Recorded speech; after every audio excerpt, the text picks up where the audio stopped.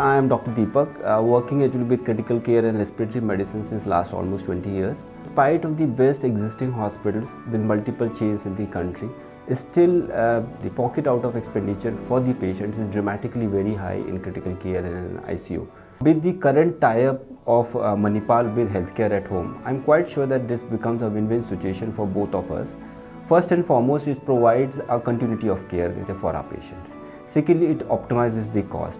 It basically releases our resources in terms of manpower, nurses, and so these patients these beds and can be utilized for other activities. The most important aspect actually of healthcare at home, they have a defined actually standard operating procedure.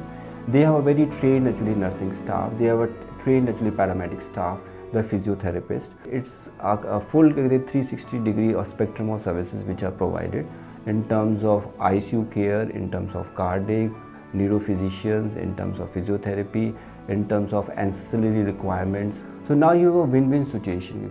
You have certain positive aspects of healthcare at home, along actually with the technical skills which they bring on the board.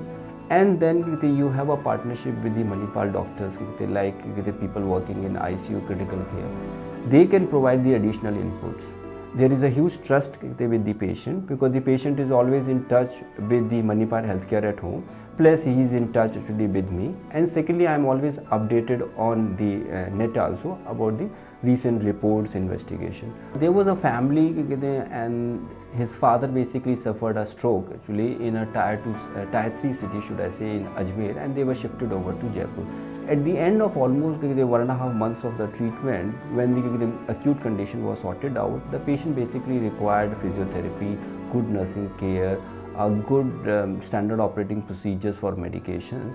The patient is still under my follow-up, and what we basically see is that during this intervening period, Manipal Healthcare at home is able to update me about the current medications, the current vital status, his BP, pulse, the neurological status, the episodes of bed sores, and all those things have been taken care of.